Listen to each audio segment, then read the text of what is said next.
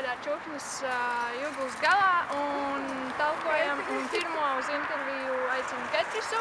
Labdien! Un kāds ir tavs viedoklis? Kādu labu šodien darbu tu gribi paveikt? Es gribu mājās, godīgi. Nē, nu, labu darbu paveikt, nu, droši vien.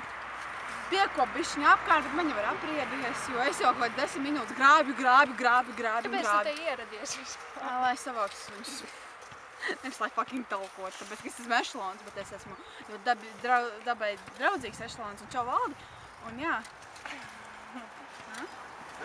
Jā, un ko tu novēli pārējiem talciniekiem?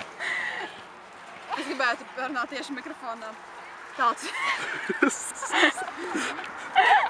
Tātad, dargie talcinieki, es jums novēlu nepadoties, nezaudēt garu un ejiet!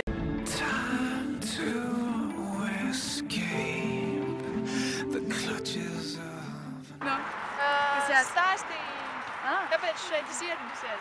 Mani sauc Ketrisa. Mēs ieradāmies talkot. Man atliek.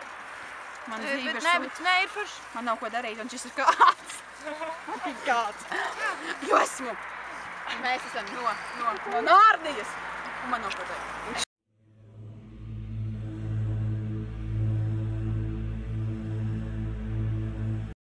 Un ejiet dirst.